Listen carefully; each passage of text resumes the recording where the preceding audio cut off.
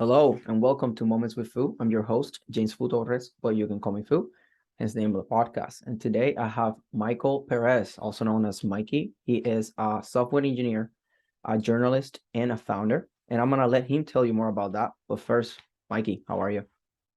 James, thank you so much for having me on your show. And I know we've tried to coordinate this a few times, so I really appreciate you making this happen. Yeah, thanks for taking the time. We connected a year ago for the first time, and then I don't know, just kind of connected again kind Yeah, of lately, and it's cool that that we managed to do this, and we both have leveled up more and a lot of things, so it was pretty cool to catch right. up with you. And when I saw the value that you have to offer, I was like, man, I gotta get you on my podcast, so that's why we're Yeah. here. So let's kick it in with a quick introduction about yourself and your company. Yeah. Well, first and foremost, I have to say that thank you again for having me. But more importantly, what I noticed is I think we have spoken about a year ago, and I was quite amazed to see how much you've grown in a year. So, to turn this on you, I would say congratulations. It's actually quite impressive to see. And I always knew you had that personality. You were aggressive, you were a hustler, but it's beautiful to see it all come together. Thank you. Yeah. And yeah. So in terms of what I do, I'm a software engineer first and foremost. I'm a founder, I'm a journalist, and in terms of where I've been focused on more lately is founding news publications. So we have a few startups. We do tech, we do cloud computing, we do software development, and now we're in the news and media industry. So that's been quite of an interesting journey. Being immersed in writing is a skill set that I never thought I would have or focus on, and it's been honestly a pleasure. There's the certain lack of complacency where you never get too comfortable with your industry, and it brings you to wonderful places. Definitely, I can, that resonates with me. And for me, I'm not a guy that is likes complacency. I am always just testing new things. What's Hmm. out there. I consider myself a creator, and an innovator. I always look at things like that. I was going into industrial engineering initially, so we got that in common. And then, I mean, the engineering part, I guess, right? But Yeah. I love science and math, so I was like, oh no, engineering sounds like the right thing. But then the school system really wasn't, like the college, Mm. even though I was getting good grades, I was just not very happy. Yeah. So I was like, look, I want to just have a job, and I want to go to work in Puerto Rico. I didn't have many options, so that's when I went to the States with the Air Force. And that led me into entrepreneurship after it. And I'm here now, so it's pretty cool that this journey. And cool to meet people like you and Yeah. learn Yeah. from people like you. Yeah. So tell us, you said that you're focusing on building publications, Right. and building digital assets, seems like. So uh, Yeah. is that is that what's taking most of your attention right now, or is there more things that are taking your attention right now? Yeah. So just to unpack some of the stuff you've said, because you've touched on some pretty interesting points. First of all, just to throw a couple of cliches at you, I certainly agree with you. I think complacency is the death of someone. And to the other end of that spectrum, I think innovation, I think the future belongs to those who innovate. So I think even if you do find success in your area of expertise, it's important that you never get comfortable, especially in the world of intangibles, of zeros and ones, and software development and technology. Now, to get to the other point you mentioned, which was I found very interesting, was the schooling system. And I couldn't agree with you more. The schooling system was inherently designed to reward everything I wasn't. And in fact, that's kind of where my journey began. So I think that might be a good place for me to start. So I was diagnosed with aggressive learning disabilities, and one of them being ADHD, Attention Deficit Hyperactivity Disorder. There we go. And I had the strongest dose of slow release Ritalin. I had to take it every single day. I had incredible side effects, heart palpitations, depression, you name it. I was extremely unproductive. However, there was a beautiful silver lining hiding there, waiting to be discovered.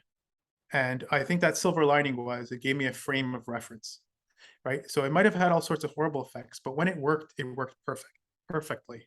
And it gave me an idea for me to realize, oh, this is what it's like to focus.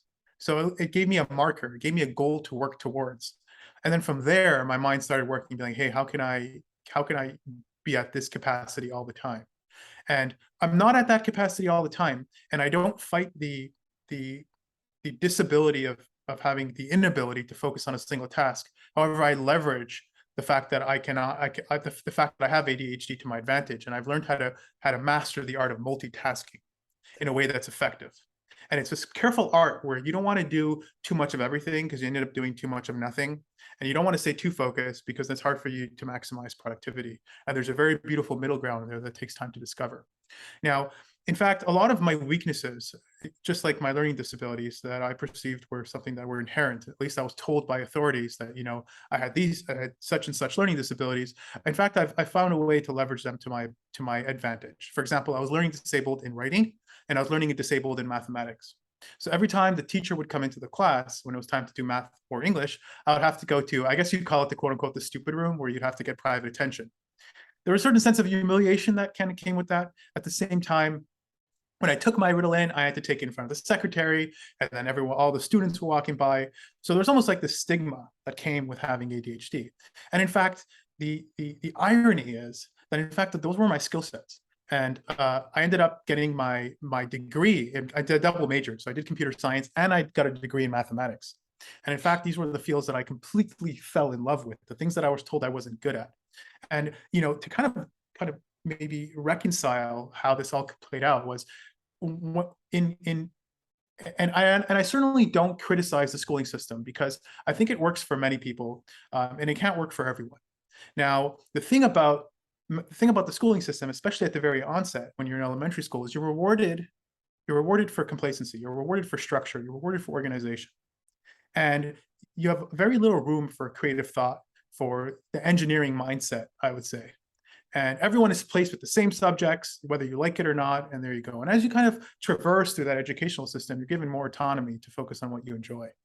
And what I've noticed is, I spent, 8 years in college, and I found instead of following the system of going to class and following all those protocols that you're told, as courses got more and more complex and as classes got more and more advanced, in fact, I kept doing better and better and better.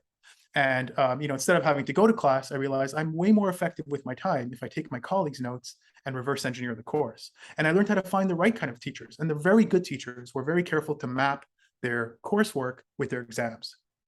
And they were also very surgical about how they taught the courses. So they'd give you 2 similar questions with 1 slight difference. And then from there, there'd be some nuanced mechanic they're trying to get you to focus on. In fact, looking at my friend's notes allowed me to push away all the noise that comes with being in a classroom setting and just focus on what's important. And as the courses got more and more advanced, you had teachers who were doing graduate level, we're doing differential equations, partial differential equations, whatever it may be. The teachers cared less about whether you come to class. They cared less about all that etiquette, and they cared whether you did the material or not. And in fact, all you needed was a syllabus. And I became a master at reverse engineering courses or learning without a teacher. And to look back, in fact, the schooling system wasn't designed for me, but I still kind of wanted to go through it. And although I agree with you, James, that many people don't belong in the schooling system, I somehow found a way to get through it. But I definitely agree with you that if people have the hustle like you have, they have the drive, they have the determination, and they're not looking to just party all the time, I don't think school is for everyone. I certainly don't. Now, moving on to my question about what I do now. What I try to do is I have this kind of 80-20 mode where I oscillate 20 between building internal infrastructure and then 80% doing R&D. I'll flip that, 80% R&D, 20% managing my current infrastructure. So this comes back to the conversation we had about not being too complacent. I'll get myself immersed in a specific industry. I'll give myself a time frame, 3 to 6 months, where I'll try to become a master of the service. And every service we offer in our companies are services that I can do at the very same level that I'm delegating or greater. And that's crucial for allowing me to operate as an effective leader. So I'll spend time where 80% of the time I'll go in hardcore research mode, kind of pack on Red Bulls, kind of grow a beard, live in a cave, which is my house, my room. And I would just focus on a set of skills that are slightly out of my area of comfort. Once I get a sense of mastery, then I'd go ahead and kind of add it to our arsenal of services. But 20% of the time, I still need to kind of keep afloat what we're doing now. So I have this 80-20 where I'm constantly oscillating. Now, we're currently in the publication space, and we're leveraging all sorts of skills before us, understanding how SEO works, understanding how journalism works to kind of build a healthy publication.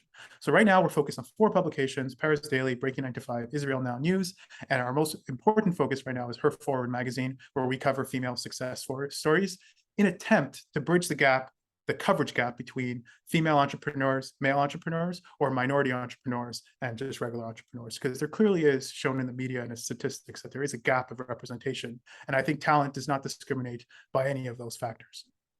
Yeah, I completely agree. You have so many good points. And to your point of the schooling system, I had good grades. It wasn't like I couldn't figure out how to get good grades. I was just not feeling like I needed to get out of my house. Like I just needed to get out of Puerto Rico, basically. I was just like, look, the economy here is pretty bad. I can't find a job that I like. I'm studying and I'm like, I'm out. Like I'm out. And I just want to go to work. And that's why I did it. But I could have finished it, right?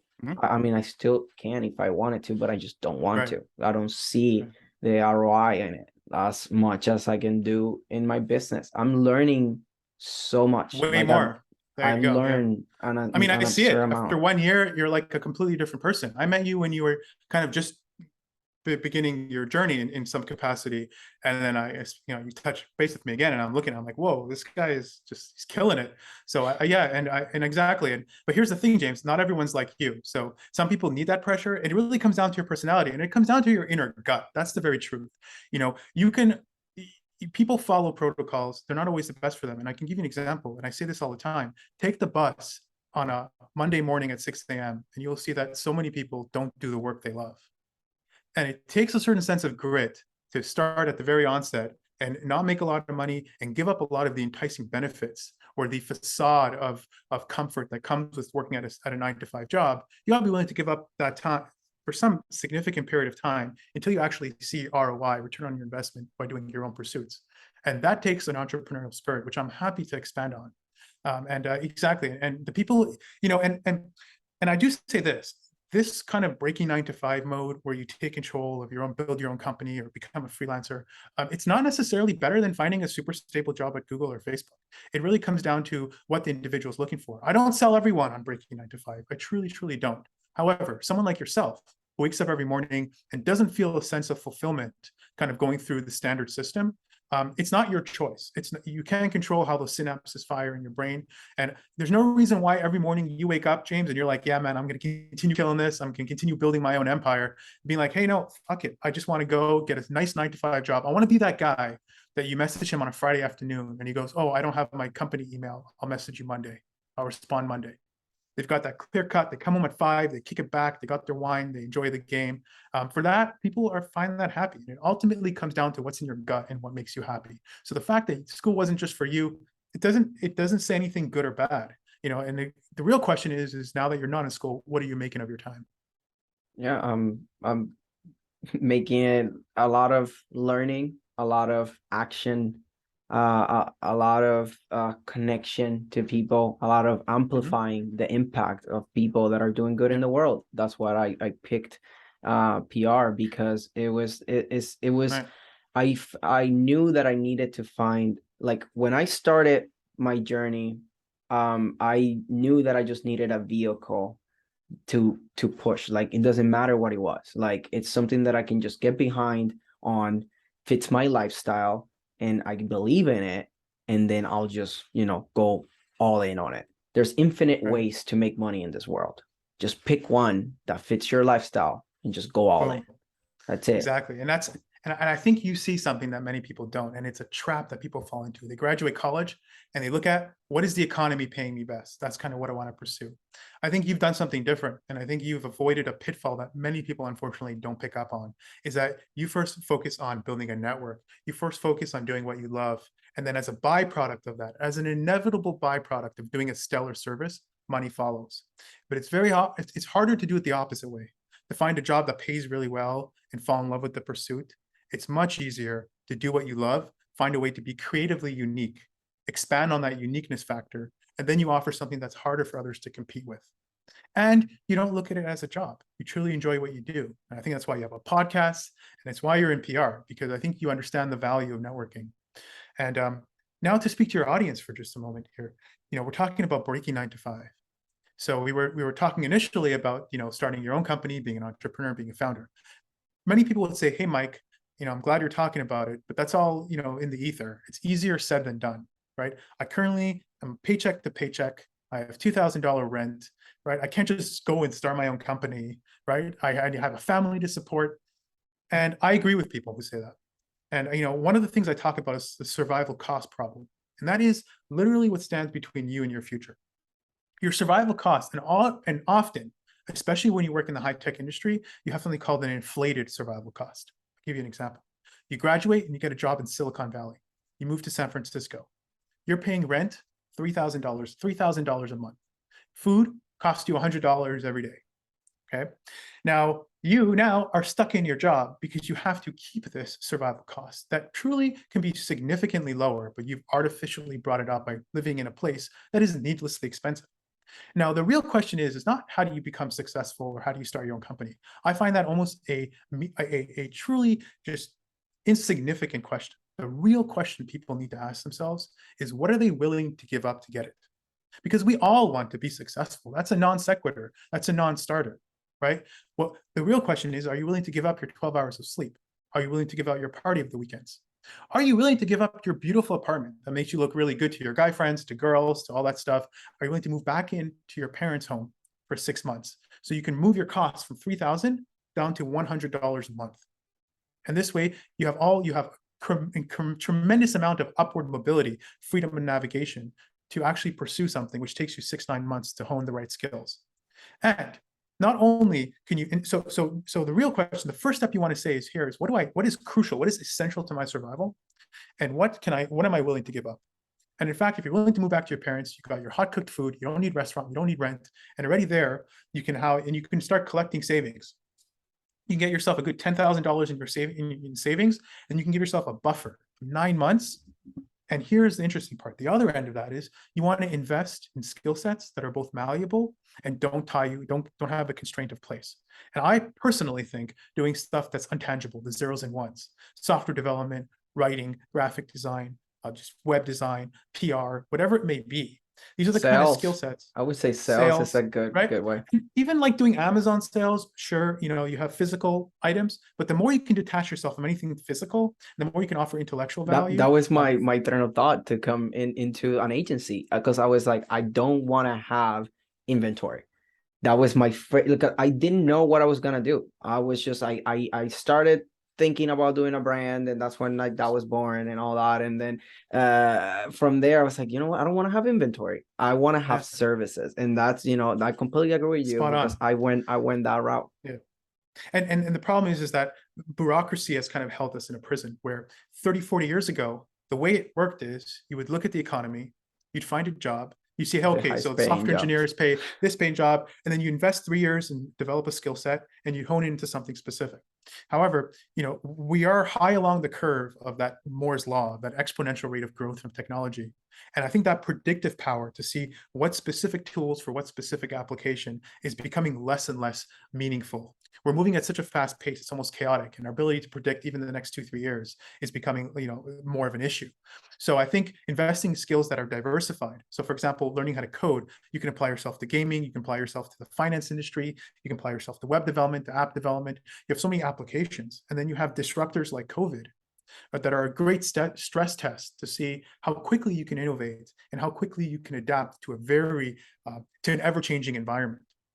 And I think those are the people that those are the kind of skills you want to invest, skills that you can't touch, that are highly malleable and have many applications. So this way you can develop a career portfolio and you can have so much freedom of navigation when you have that non-complacency factor where you're never getting too comfortable in your services. So for example, for me, I started as a nerd coding in my basement. I had no idea web design, no nothing. I was just able to do code, Java-based systems, right? Then I inched outwards and I realized I'm hiring designers. And at some point I realized I'm kind of telling them what to do. And I'm like, that's kind of weird. Usually there's like this inverse relationship. The better of a coder you are, the worse of a designer. And I'm like, hey, why don't I just become a better designer? And then I started designing in CSS, which is more like just vector-based and whatnot. And then I realized, it's not entirely vector-based, but doing CSS allowed me to remove Photoshop and other stuff from the equation. And then I was like, oh my God, I'm actually a pretty good designer. Right. And then I'm like, oh, hey, why don't I just have a team of people and learn how to use my unique skill sets where it's truly needed? Instead of doing more of the grunt work, why don't I leverage where I'm unique, my uniqueness factor, and do more? And then before I know it, I have a web development company. And then I go, hey, I'm sending people away for marketing, for SEO, and for hosting. hey, why don't I make my next 80 R&D mode, when I kind of oscillate into R&D mode, why don't I kind of expand and learn how network data communication works, learn how SEO works, and then learn how digital marketing works. And then I'm tacking on these services. And before I know it, I'm in a completely radically different industry. So yeah, just to circle back here, when you do discover what you love, and it can be something as non-economically friendly as being an artist, or even being a painter. Let me give you an example here, right? People say, okay, Mikey, that's great. I love painting. And I know for a fact, I don't make any money painting whatsoever, right? But you can leverage those abstract mechanics and find a way to become very good. So you can become a graphic designer, use your uniqueness factor, become a graphic designer, and sustain your painting lifestyle. And then you can grow in both capacities at the same time. And this way, when you do have enough financial stability, you can actually find a way to make money doing painting, right? So, it comes down to truly finding what you love and deploying those skills in a more abstract manner. Yeah, and when you focus, also, I would say focus on building a personal brand. That's super important, because when you build a personal brand and you build influence because you are adding value in a very organized way, let's say, right? Like when you have your digital assets correctly and people can understand what you're doing rather than just random things around the internet, you start becoming more influential. You start growing a community if you're smart with it, right? Like you build a community, and then after that you become a funnel of opportunities, and now you can do whatever because you're a funnel of opportunities. That is the goal for me. That is the goal that I have for my clients, to help them, like, first, like, have them start a fire, right? Like you have a fire started, you have something good that the market wants, regardless of what it is. And then from there, now push them into going national, like going starting a movement, right? What we do with PR now is not just press moments of, hey, just get one thing here, one thing there, and that's it. It's more of everything that we do to support the movement, to support the brand going national, so that way you become a funnel of opportunities. That's the ideal scenario, because now you can do whatever you want, because you're a funnel of opportunities. Everybody funnels through you. That's always very good to have, one skill that you're really good at. Just pick something and then use it as your branding, and then now you can even trade value with people. Or you're a graphic designer, go to a PR agency like me and offer like graphic design for like proposals for like YouTube channels, for there's I use it for like Facebook banners, LinkedIn banners, all these different things. And they're like, if you add value to me, then I'll add value back to you, and then from there you open doors and blah blah blah, and you keep growing. That's exactly what I've been doing. You never want to focus too far ahead. You're 100% right, and I actually really agree with what you said. And to add to one point there, I think people generally are inspired by other people, not necessarily brands and companies. So you can, but you have a lot more. Even as a PR agent, I imagine you have a lot more freedom of navigation when you help represent an individual. And again, it's all about setting up that crucial groundwork, right? Because once the foundation is there, you're building a castle on a good foundation rather than building a castle on a mudslide. And people who have real brand identity crises, they've got like their personal website, but they have all their company links in their social media. And Google is so confused of who it's indexing, what it is. And I think getting the groundwork right from the start is very, very important. And building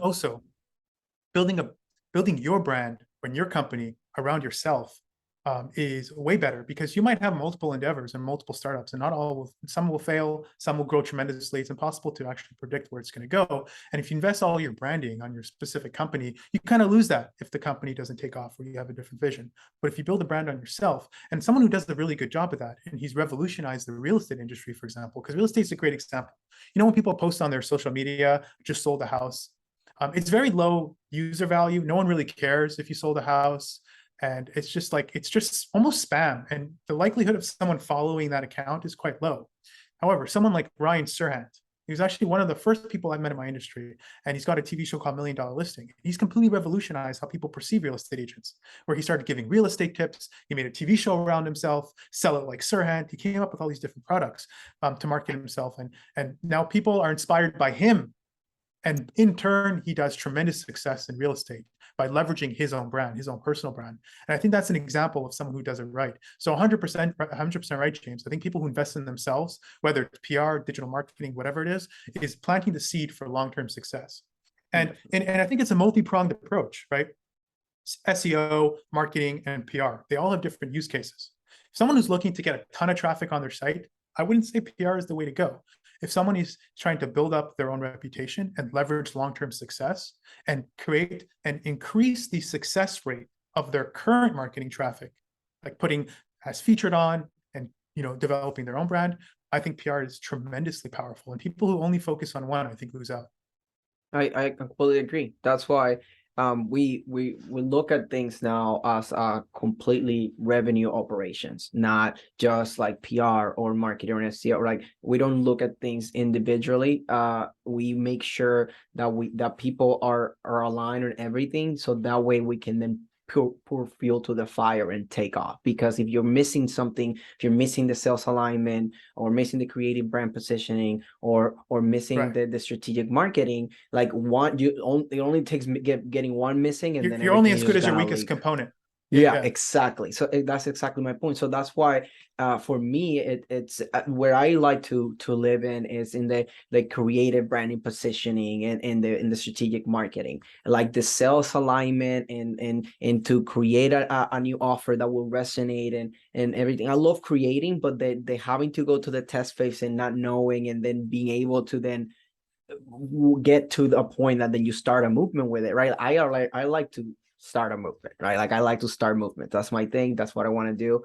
That's what I want to do. Like, I want to look for people that already have something, because I will get to that point because I'm getting coaching and I'm learning how to then strengthen my ability to help on that area of developing something from nothing. But I haven't even been in business for 3 years, right? I'm still learning my own business, right? And I figured that's out how a you way. should always think. Even in 20 years from now, you should still have that education cap on, where you have that pressure to always learn.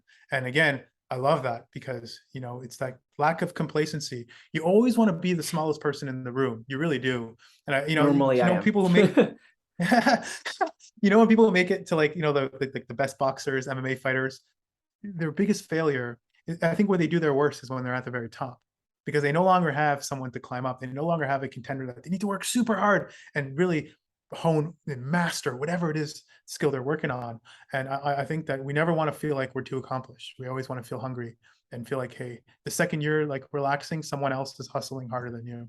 Mm-hmm. Even when I think about retirement, let's say, right? Like, when I think about that, I think about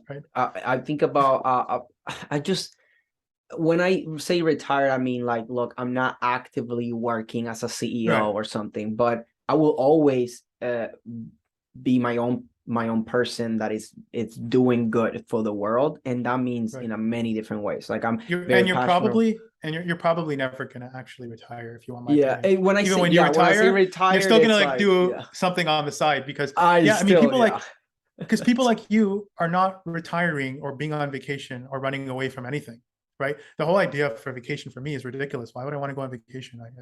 I need to do more of this, right? So there's nothing for me to run away from. I understand we need to relax sometimes. I get it. I'm a little hardcore for the average person, but at the same time, too much vacation is highly depressing for me. For me, it's not like when I look at vacation, when I think about vacation, when it comes to mind is, what place of the world can I go to have fun and do business at the same time? That's how I think about it, because there's so many places, right? What the heck, man? Go do it right now. There's you don't need to wait till you retire. No. I was saying that, when I think about vacation, period, right? Like, not like retirement. When I think about vacation, you go on a cruise. You go on a cruise. I'm always, look, one of the best times that I've ever had, like one of the best times I had in my life, I went to a mastermind in Miami. I met all these people making all this money, and I'm like, young people making $1 million a month or 300,000+ a month, and I'm like, it's crazy. All these people, I saw them, I'm like, there's nothing that they have that I don't. Like, like, there's nothing that they're capable of doing that I'm not capable of doing. Exactly. Right? That's a winner's mindset. Like, and now I saw that, and I was like, I can do this. Like I can do this. And since then, you know, it kicked off some great, like a big spirit on like just, you know, keep pushing, keep pushing. Yeah. And that's, you know, how I've kept pushing because of that. It's just the perspective Yeah. of being in those rooms and learning a lot from them, because we were learning. So it was like a learning experience. And then from there, then we did Friday all day learning, Saturday half day learning, and then after that we went in 2 yachts, we got jet skis, we got That's everything, not like vacation, drinking. man. That's work. That's how you're networking. That's a I full-time. know I It's a made different some kind of work. connections like that You they're think like that's life. vacation, man? I don't agree. I don't agree. You're being productive just in a different But capacity. that's what I'm But I saying, think like when I Steve, think about yeah, vacation, I think about where can I go to have other people fun. have different vacation, man. Other people That, want to do yeah, nothing for I don't two know, weeks. I love But yeah, I think networking. Steve Jobs said it. You know, you look around and all all these amazing inventions, and you come to realize it was just created by people no different than yourself. And I think when you realize, like, Exactly, that's the point that I was trying to I make. can do that too. I can do that too. Yeah. And I think when you get these small wins on like for example, even as a kid with ADHD, where I started to get really good grades by not going to class, it's just like diverging off the well-worn path and having these small wins give you more and more confidence. And in retrospect, looking back, I'm like, maybe that's where I get the risk-taking confidence, because it's always worked out in the past. And the thing about entrepreneurship is you got to be able to weather a storm for a significant amount of time, where there's little return and an incredible amount of energy. And you need to weather the storm until you get to that inflection point where you start going straight up at this exponential curve. And yeah, it's all about these tiny successive wins, getting more and more confident. And before you know it, yeah, you just like, you look at anything, you're like, hey, I can do that. Yeah, exactly. Yeah. That is exactly how I've been living. And one thing that to your point about school, what I did, I was undiagnosticated like all my life. So I knew that I was hyperactive, they Really? told me, right? I was just hyperactive. I did not know that I was dyslexic and had ADHD. Like I did not know Wow. until my entrepreneurship journey, You literally. you did not know you were dyslexic till, I wait, that's incredible. and I have dysgraphia too, and I found out that too. So like I Wow. couldn't draw, I couldn't, my handwriting, my spelling, my everything is like. But what I did was I established myself as a leader on every class project. So I assigned people the things that I didn't want to do. That's how, and that's Right. why, Right. that's what gave me an advantage to be an Yeah. entrepreneur, because Right. it And gave me that edge of like I've been already taking the position of somebody that wants to be the leader, just so I can assign people other things. And that's how I did it. Like, look, I have like dyslexia, and I am in that's PR. incredible, man. You know, so No, but let me say this, and in fact, that's probably why you're so good at it, because you've turned your disabilities into a science instead of something that's natural. You've kind of learned how to say, like, you mapped action with response, and you became really good at it. And I don't know, man, that's truly impressive. But you know, I think what's really important of what you just said is I you know, for me having ADHD, I always thought I was just stupid, right? I was like, okay, you know, people can do math, I can't. All right, that's just how it is. But I think understanding where your disabilities are, it's not necessarily a grievance case or to label yourself by them. And I certainly don't think anyone should do that. But understanding where your shortcomings are, give you a plan of action to actually work around them and actually perhaps leverage them to your advantage. And I can only imagine that you might have, I can't speak for you, but I would guess that, you know, having dyslexia and having these disabilities, you probably just thought you were just stupid or just not good at things. But once you're diagnosed, or once you realize you do have this disability, you're like, oh, I'm not stupid. I'm just dyslexic. Oh, yeah, cool. All right. How do I I work always around thought it? that I was just different. I was like, look, I know I'm different. Like I knew, like it wasn't like, it's just hard to not know when you go to a school Yes. system that it's not designed to you. So I always was like, I'll find a way to have good grades. Like I don't, it Hmm. doesn't matter the way, I'll find a way, because my mom Problem also solver. was very good at, she never like sit like, or at least that I remember, we didn't like study together, and she was like, no, she was like, basically, you know, you get good grades, you can get a new PlayStation game or blah blah blah. So I was like, I need this, like I need this game. And every time, look, I started doing things very self-directed because I already knew. So what I did is like, I wanted to go to the movies. I mowed the lawn, blah blah blah. And then I just, hey mom, can I get $20 to go to the movies? And then she's like, well, I can say no. He did all this, right? So I just Right. literally I did, this is one thing that my mom, I give her props every time. She kind of created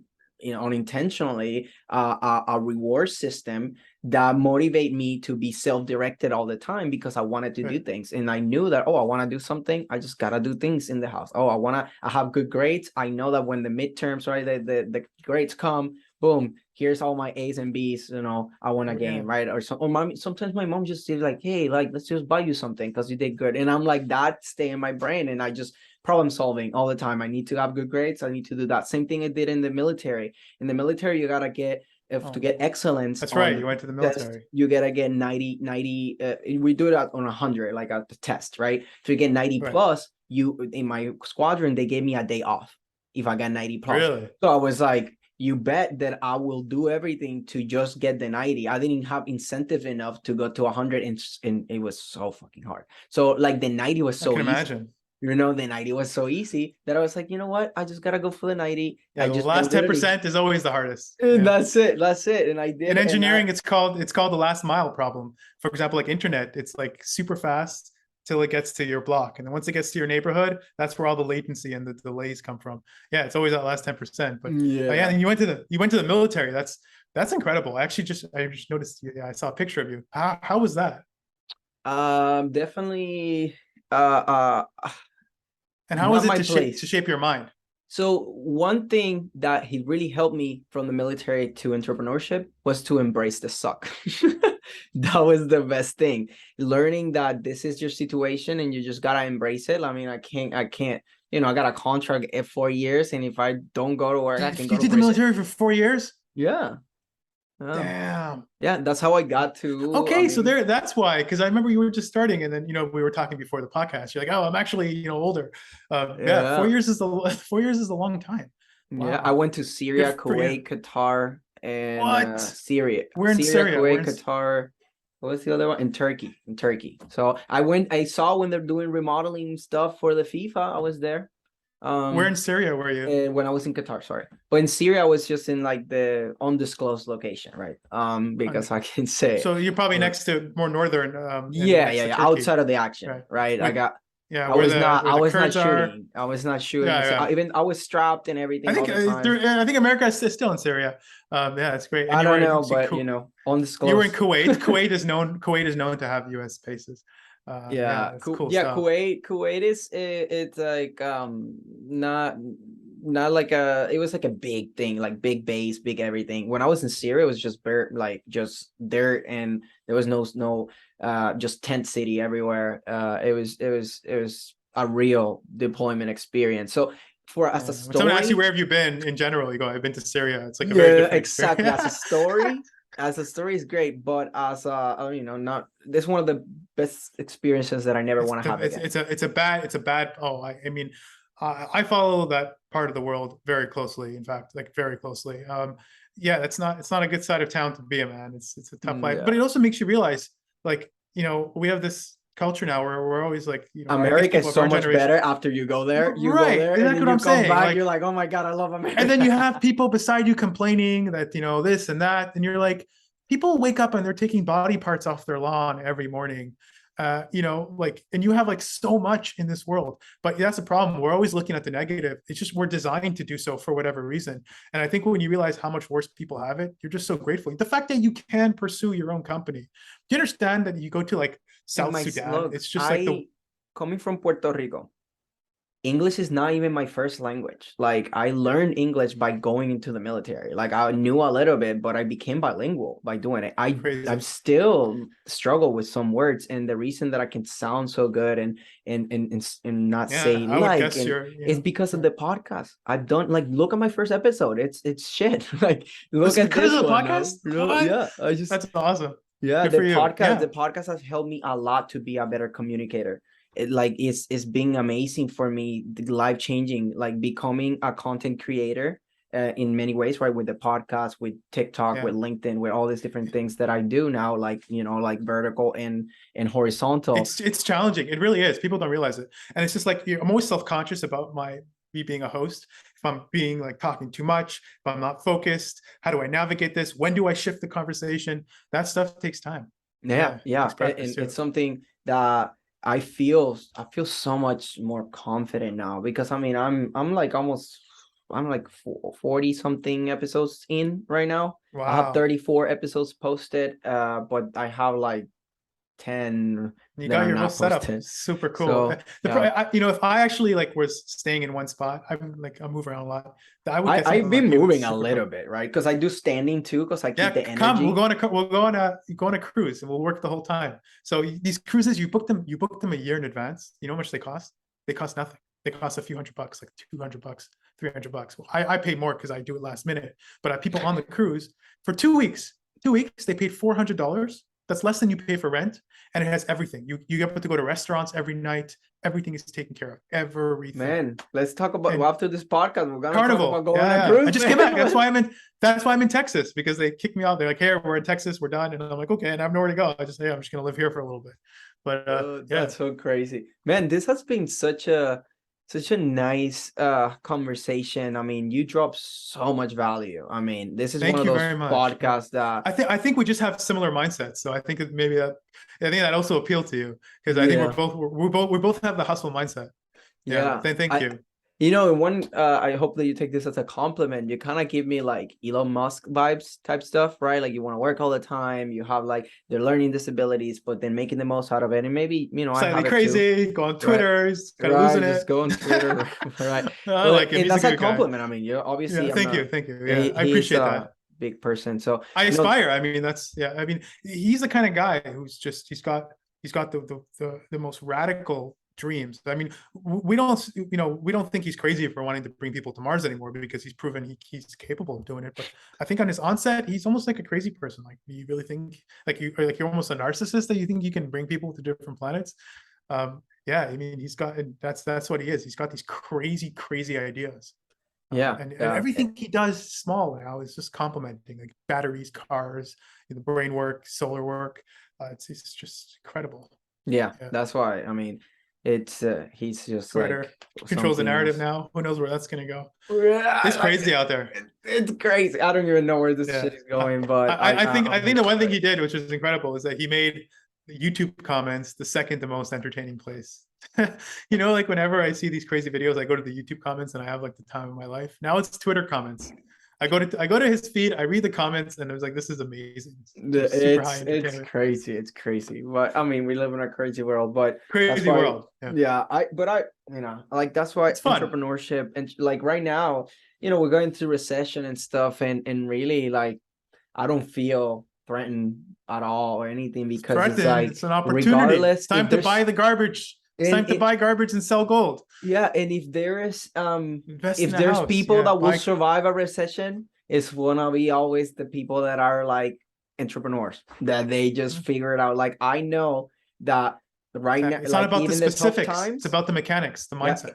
even in the tough times, people that show up in the tough times are the ones that when the good times come, then like you're gonna be huge, because people Right. remember the people that show up in the Right. tough times. So that's Right. why And I'm doing. exactly. It's why it's important to, even when you may have a startup, it's important not to get funded too quickly. You want to learn how to optimize and do a lot with very little. So when you get the money, you can be extremely efficient.